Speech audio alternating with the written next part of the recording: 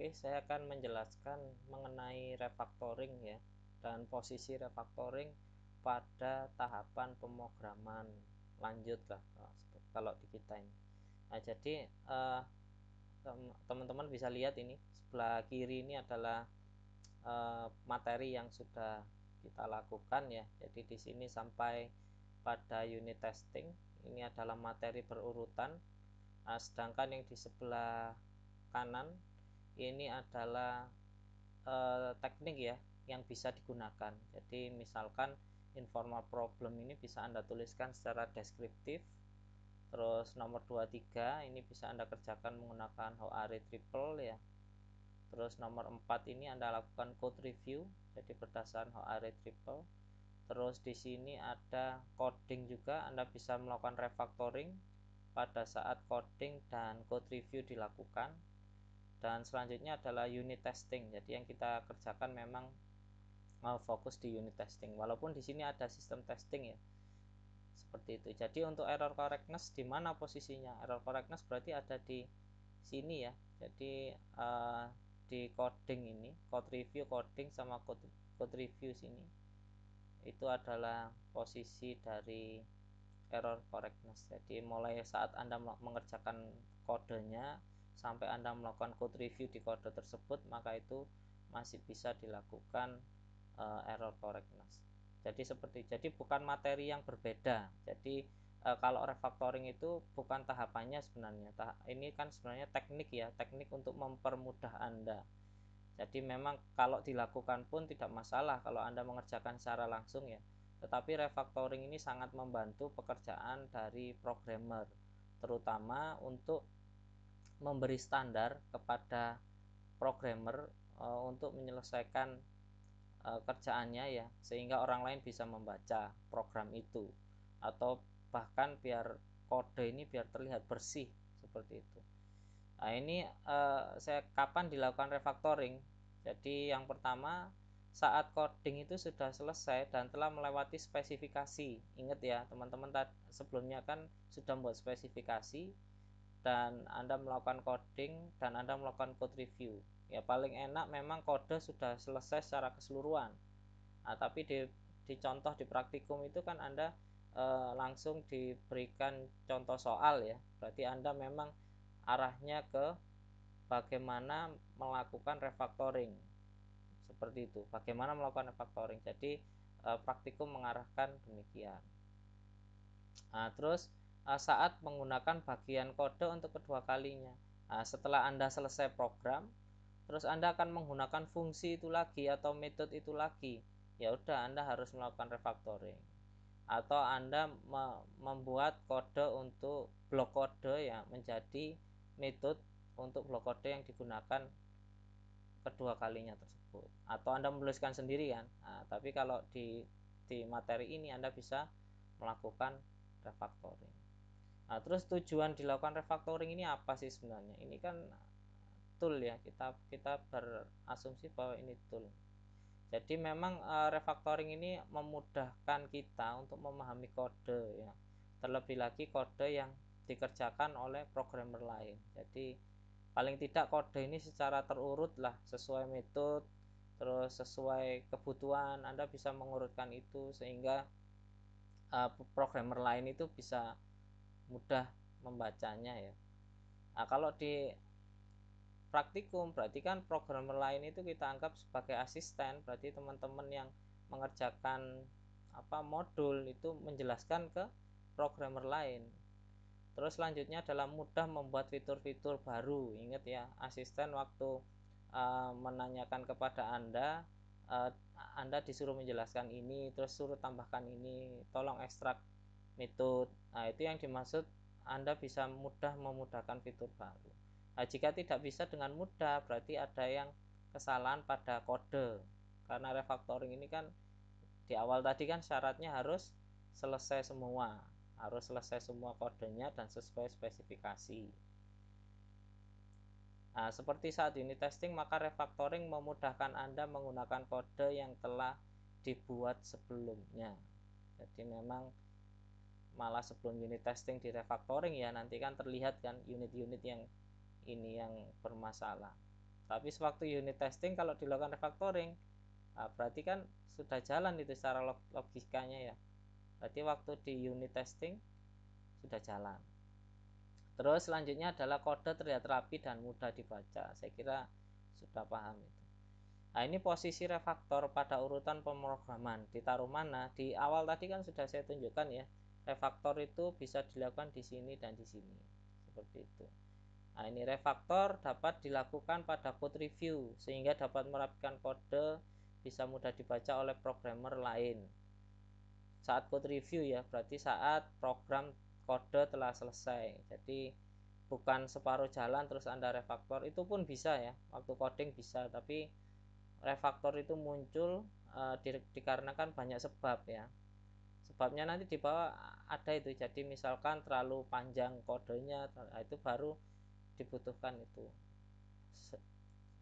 Nah, ini atau pada saat tahap kode berjalan bersamaan dengan refactoring, yaitu tadi yang saya maksud ya. Waktu Anda ngerjakan kode, Anda membutuhkan, loh ini kan sudah saya gunakan, apa kode ini, ya udah saya buat metode sendiri saja. Nah, itu bisa langsung refactoring, nggak apa-apa. Terus namun refactoring dapat dilakukan saat unit testing ya, jika ditemukan permasalahan. Ingat ya, sangat jarang dilakukan refactoring pada unit testing, karena unit testing ini kan, ingat di materi pertemuan sebelumnya ya, jadi ini harusnya pertemuan 7 ini ya. Pertemuan 6 Anda kan dijelaskan unit testing. Mengapa kok Anda dijelaskan unit testing dulu? Karena biar Anda paham unit testing ini posisinya di mana di pemrograman. Jadi memang tidak membutuhkan refactoring seharusnya. Jadi sangat jarang, makanya kalau unit testing itu ada refactoring. Kapan refactoring berhasil? Ya saat kodenya itu sudah bersih, dan bersih itu artinya ya rapi, mudah dibaca, mudah digunakan oleh orang lain, ya reusable dan seterusnya. Tidak ada fungsionalitas baru saat proses refactoring. Jadi tidak menambahkan fungsi baru. Jadi Anda sudah refactoring, Anda ngetik lagi.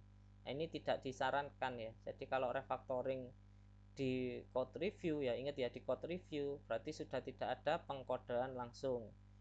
Nah, sewaktu Anda melakukan coding, nah mungkin masih bisa menambahkan ya, tapi idealnya refactoring itu ada saat program sudah selesai. Nah, ini semua testing harus terlewati saat refactoring sudah dilakukan. Jadi saat refactoring, saat testing ya, itu sudah tidak ada permasalahan karena refactoring sudah dilakukan. Maka kan akhirnya sangat jarang itu refactoring di unit testing ya, bahkan tidak ada mungkin ya. Kalau Anda sudah mengerjakan kode, sudah selesai sesuai spesifikasi sama refactoring, ya sudah tidak ada perlu perubahan lagi waktu testing. Jadi unit testing cuma ngecek jalan atau tidak ya, atau sesuai nggak dengan spesifikasi. Karena unit testing kan white box ya, ingat ya, white box itu terlihat dalamnya. Berarti waktu Anda menguji, Anda sebagai programmer. Diusahakan ya, refactoring ini paling akhir sebelum unit testing. Maka refactoring, unit testing, seperti itu. Nah, ini contoh yang perlu direfactoring. Jadi kalau ada kasus seperti ini, maka Anda harus melakukan refactoring ya. Nah, misalkan saya contohkan ini sebab-sebabnya tadi ya. Jadi ukurannya terlalu besar, terus Anda membutuhkan kelas yang lebih sederhana, terus parameter list terlalu panjang, terdapat data-data yang sangat jarang digunakan. Nah, seperti itu. Jadi seperti terlalu besar lah. Makanya terkait ukuran ini bisa direfactoring. Terus konsep dan kesalahan object oriented ya, misalkan ada kesalahan kelas ya, penempatannya salah, terus penggunaan statementnya salah, terus penggunaan temporary field juga tidak tepat. Jadi konsep object oriented ini harus dipahami dulu baru bisa melakukan refactoring ya, kalau Anda mengarahkan ke refactoring ke object oriented. Terus selanjutnya terdapat perubahan ya. Jadi ada kasus-kasus tertentu terkait inheritance dan struktur dari object oriented itu bisa dilakukan. Terus ada duplikasi ya. Duplikasi itu termasuk di dalamnya adalah kode yang tidak berguna itu tadi ya. Terus ada kelas yang sangat jarang digunakan, terus kode yang digunakan berkali-kali ya, ini yang saya katakan tadi. Bahkan komentar ya, komentar yang tidak berguna yang digunakan berkali-kali itu bisa dilakukan, dikumpulkan jadi satu misalkan, itu bisa. Terus generalitas, itu juga ada permasalahan di situ, bisa di refactoring. Nah, ini contoh lain ya, contoh lain untuk yang perlu di refactoring. Jadi ini misalnya library tidak lengkap, jadi ketidaklengkapan lah istilahnya, fitur-fitur yang tidak lengkap dan keterkaitan antar kode dan seterusnya. Atau sebagai kalau diintegrasikan antar unit ya, misalkan antar unit itu ada permasalahan, maka bisa sebelum unit testing ya, jadi ada permasalahan di antar unit itu bisa dilakukan refactoring. Nah, nanti secara detail akan saya jelaskan di video selanjutnya ya. Jadi yang perlu teman-teman pahami bahwa yang ada di praktikum adalah metode ya, metode refactoring, atau yang lain ngomong teknik refactoring. Jadi Anda diajarkan tentang extract method, inline method ya, itu termasuk di dalam composing method. Terus ada move method, inline class dan lain-lain, itu termasuk perpindahan fitur ya antar objek. Jadi ada scope-nya sendiri sebenarnya teknik refactoring ini. Terus enkapsulasi field yang kemarin Anda kerjakan juga, itu termasuk di organisasi data ya. Terus terkait introduce null object dan seterusnya, itu juga simplifying ya, ada memudahkan ekspresi ya. Jadi misalkan terlalu panjang terus Anda sederhanakan seperti itu. Bahkan metode bisa disederhanakan, yaitu menggunakan rename method atau remove parameter. Terus sama yang di atas tadi, kita harus berurusan juga dengan generalisasi ya, misalkan extract superclass, terus menaikkan metode ke kelas yang lebih tinggi dan seterusnya. Seperti itu. Jadi